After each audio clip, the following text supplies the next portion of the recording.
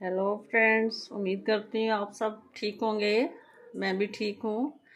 आज मैं आपके साथ एक छोटी सी रेसिपी शेयर करने लगी हूँ जो कि मुझे अचानक बनानी पड़ी। ये है बेसन, मीठा बेसन। लेकिन मौसम जा रहा है, सर्दी ख़त्म हो रही है, इसलिए मैं इसमें इतना ज़्यादा ड्राई फ्रूट नहीं डालूँगी क्योंकि फिर उन्हें डाइजेस्ट करने में और फिर ज़्यादा गर्मी लगती है, पसीना ज़्यादा आता है। तो वो मेरी कज़न ने ऑपरेशन करवाया था आँखों का, उसके लिए मैंने कहा चलो ये गिफ्ट के तौर पे ले जाऊं। तो ये बनाने लगी तो भी मैंने कहा कि आपके साथ ये रेसिपी भी शेयर करती हूँ। इसके लिए मैंने लिए ये थोड़े से फूल मखाने, ये गूंद, और ये खसखस, थोड़ी सी सौंफ, और ये इलायची, छोटी इलायची है, उसको मैंने क्रश करके रख लिया है। और थोड़े से मगज, एक मुट्ठी भर बादाम, एक ये पूरा नारियल का होता बंद जो, इसको कद्दूकस करेंगे। और इन सब को पहले तो ये ड्राई रोस्ट करने, ये भी और ये खसखस भी। और इसको हम करेंगे दूध में, दूध में कह रही हूँ, घी में, गरम पूरा घी करके उसमें फ्राई करके फिर इसको क्रश करेंगे। ये मैंने आपको बता दिया, इसको अलग से करेंगे। सौंफ को भी बिल्कुल पीस लेंगे, बादाम भी, क्योंकि उसके खाने में थोड़ी प्रॉब्लम आती है दांतों की, इसलिए मैंने ये सारी चीज़ें क्रश करनी है। अब ये मैंने आपको दिखाने के लिए कि टाइम भी वेस्ट ना हो, इसलिए मैंने ये सारी चीज़ें क्रश करके रख ली हैं। ये देखो, सारी चीज़ें क्रश करके रख ली हैं पूरी। और इसके लिए मैं लूँगी एक ये हाफ केजी बेसन है, मोटा बेसन जो आता है, जो ब्रीक वाला बेसन वो नहीं है। और ये आधा किलो है, इसमें 1 किलो मैं 1 कटोरी डालूँगी आटा। इसके लिए वैसे ही मैं घर के लिए भी लानी थी, शक्कर ले आई, 1 किलो रखी है, लेकिन इसमें डालेंगे आधा किलो। अगर वैसे भी मीठा जितना खाना हो आपने, आप उसमें कम ज़्यादा कर सकते हैं। किसी ने कम खाना है, अगर किसी ने मिश्री, वो धागे वाली मिश्री है, उसको पीस के डालना, वो डाल सकता है। किसी ने बूरा खंड डालनी है, वो डाल सकते हैं। ये तो अपनी अपनी चॉइस है, लेकिन मैंने शक्कर रखी है क्योंकि सेहत के लिए भी ये ठीक होती है। अब हम इसे बनाना शुरू करेंगे। ये मैंने कढ़ाई ली है, गैस ऑन कर लिया। इसमें घी डालेंगे।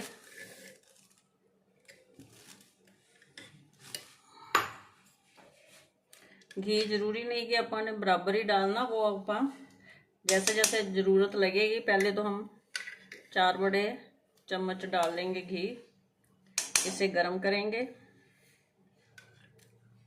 और फिर इसमें बेसन और आटा दोनों चीज़ें मिक्स करके डाल देंगे, फिर उसे सिम पे भूनेंगे। ये मेरा गैस 3 बर्नर वाला है। इसमें हम देखेंगे कि मैंने मीडियम की है, हीट जो है मीडियम की है, ना तो हाई की है ना ही बहुत ज़्यादा लो की है। पहले इसको गर्म कर लेंगे।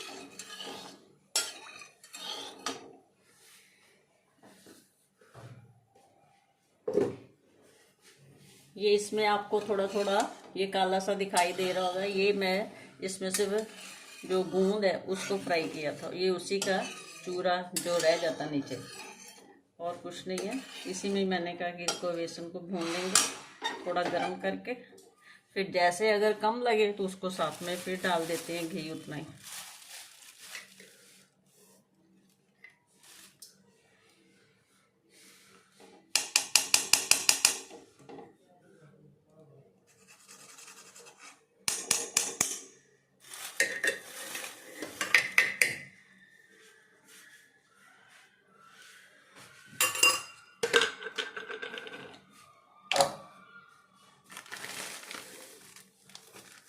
अब इसमें हम पहले ये बेसन, ये मोटा बेसन स्पेशल आता है मीठा बनाने के लिए।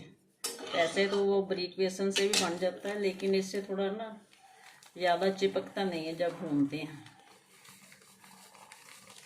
मैंने कढ़ाई यही ले ली है जिसमें मैंने गूंदे फ्राई की थी। हो सकता है ये छोटी रह जाए, चलो देखते हैं अब कैसे होता है।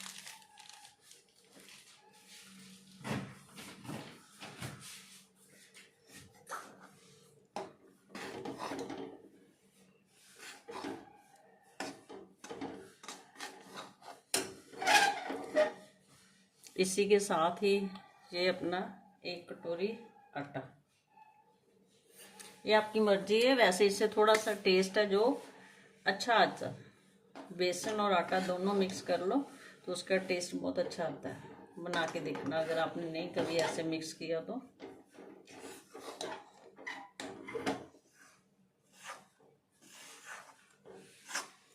जैसे जैसे ये बेसन भुनेगा हल्का होता जाएगा, फिर नीचे बैठता जाएगा। अब तो ये जैसे हिल नहीं रहा ना, कढ़ाई के साथ जुड़ रहा है, ऐसे नहीं होगा फिर। हाँ, ये अब मुझे भूनते हुए इसको 5 मिनट हो गए हैं। देखो इसका थोड़ा इसने हल्का होना शुरू कर दिया है, लेकिन इसमें आज मेरे को लग रहा है कि घी और डालना चाहिए, नहीं तो ज़्यादा सूखा सूखा रह जाएगा। इतना भी घी नहीं अपना होना चाहिए कि ऊपर ऊपर सब्जी की तरह जैसे घी आ जाता, वो नहीं होना चाहिए, क्योंकि ड्राई फ्रूट हैं वो भी घी छोड़ते हैं, उनमें भी काफ़ी होती है फैट और ग्रीसिंग, इसलिए इसमें थोड़ा सा और डालेंगे। आप देखना कि जैसे जैसे ये भूनता जाएगा इसका बेसन का रंग भी चेंज होता जाएगा।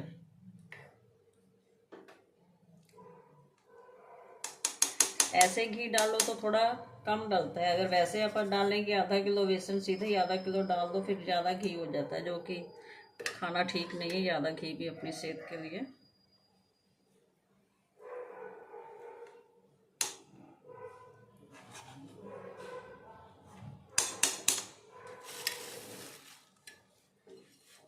बस इसे ये हिलाते रहना, थोड़ी पेशेंस चाहिए,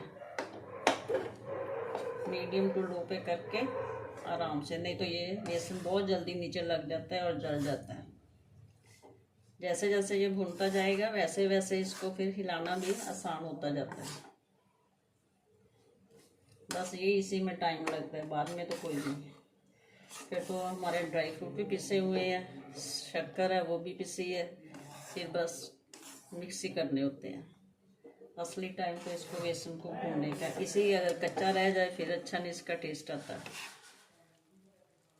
अब इसे हम देख रहे हैं बेसन ने घी छोड़ना शुरू कर दिया, इसका मतलब कि अब ये भुनना शुरू हो गया, लेकिन अभी पूरा नहीं भुनना, हल्का देखो कितना हो गया, इसका रंग भी चेंज होता जा रहा है।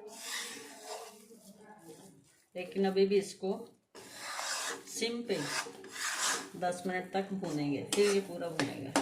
अब बहुत हल्का, हिलाना भी बहुत आसान है, लेकिन छोड़ना नहीं है, इसको हिलाते रहना, छोड़ के दूसरा काम नहीं शुरू कर लेना बीच में।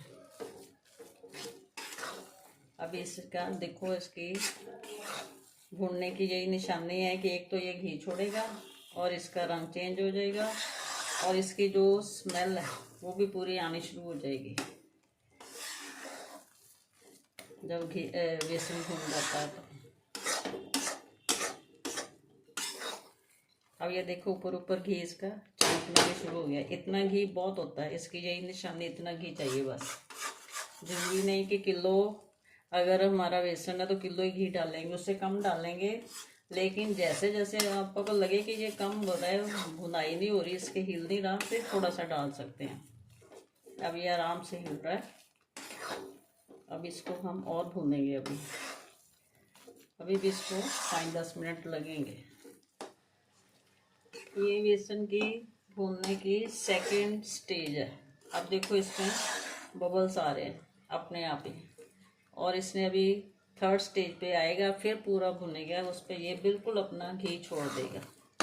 अब ये देखो कितना आसान है हिलाना में, ये इसकी सेकंड स्टेज हो गई। बेसन पूरी तरह भुन गया है, इसका आप देख रहे हैं कि ऊपर से कैसे पूरा बबल्स और घी भी सेपरेट हो रहा है। इसका रंग भी देखो पहले से और अब से कितना फ़र्क है।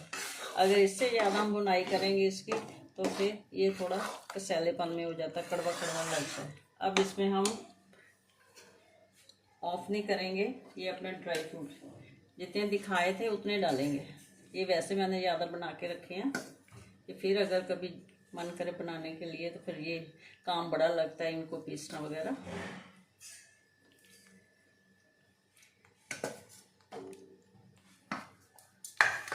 अब इसमें हम शक्कर नहीं डालेंगे, अगर आप शक्कर डाल दी तो वो पानी छोड़ देगी और सारा ये अपनी करी कराई में ना ख़राब हो जाएगी। सिर्फ इसमें ये ड्राई फ्रूट डालेंगे, वो भी इसमें हमने जो गूंद है पीस के रखी थी वो थोड़ा सा और गर्म हो जाए। बेशक अपने रोस्ट की हुई है और उसको डीप फ्राई भी किया हुआ है, लेकिन फिर भी थोड़ा सा गर्म गर्म घी में हो जाएगी ना तो अच्छी हो जाएगी, फूल जाएगी और ज़्यादा। अब ये करके इसको हम कर देंगे, मिक्स हो गया और बंद कर देंगे, गैस बंद कर देंगे।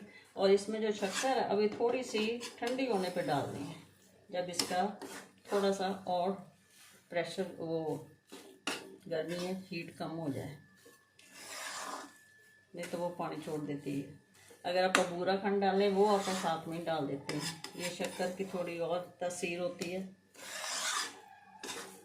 इसको थोड़ी देर 10 मिनट के लिए ऐसे रखेंगे, फिर जैसे भी बर्फ़ी बनानी है या पिन्नी बनानी है या वैसे ही रखना है वो अपनी मर्जी है।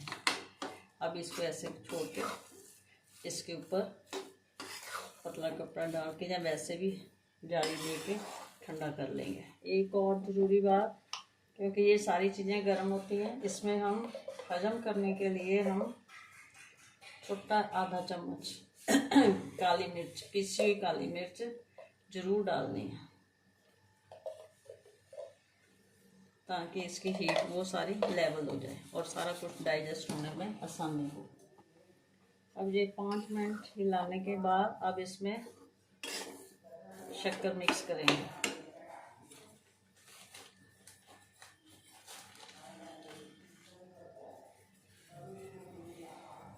सारी नहीं डालनी, थोड़ी थोड़ी करके डालेंगे, फिर उसको साथ साथ हिलाते रहेंगे।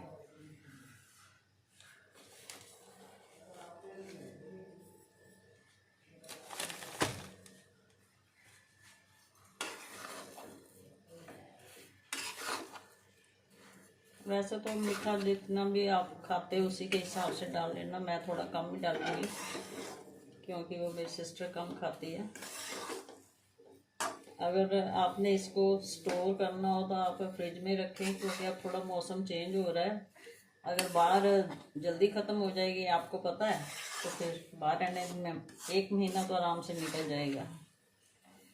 और जो ड्राई फ्रूट बचे हुए हैं उनको मैं वैसे स्टोर करके रखना, आप भी ऐसे रख लो तो फिर बाद में जब भी कभी कुछ बनाना हो फिर आराम से बन जाता है। फिर ये टेंशन नहीं होती कि हमने बादाम पीसने हैं या उसको ड्राई रोस्ट करना है या डीप फ्राई करना। और इसको अब और ठंडा होने देंगे, फिर इसके चाहे तो लड्डू बनाने वो बना लो, बर्फ़ी बनानी वो ऐसे अगर रखना है खुला ही पंजीरी की तरह तो वैसे रख लो, चाहे किसी ने 2 चम्मच खाने हो 3 खाने हो वैसे ही अगला खा सकता है, फिर बच्चे भी वेस्ट नहीं करते। अब जब 2 चम्मच और डालें बस इतनी बहुत है।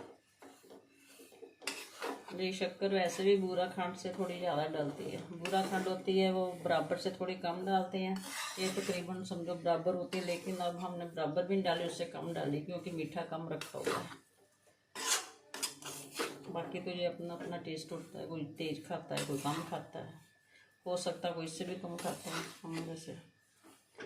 ये अब हमारी पंजीरी बेसन दोनों चीज़ें कह सकते हो आप, इसमें हमने आटा भी डाला हुआ है, सारा तैयार हो गया। अब इसको ठंडा करेंगे, फिर इसको बनाएंगे लड्डू या पैक कर उसमें डिब्बे में डालना फिर डालेंगे। ये अब इतना ठंडा हो गया है कि इसके हम लड्डू बना सकते हैं।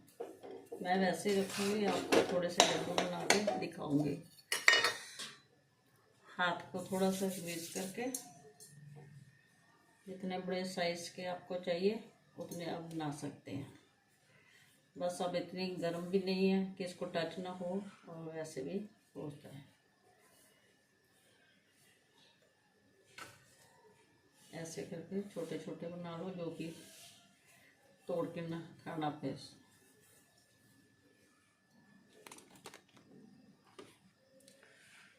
ये देख रहे हैं आपने, छोटे छोटे मैंने बना दिए।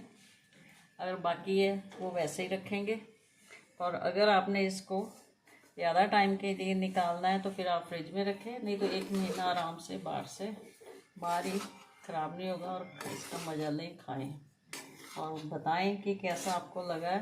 बना के इसका टेस्ट करें, और अगर कोई कमी पेशी हो तो वो भी बताएं। Thanks for watching.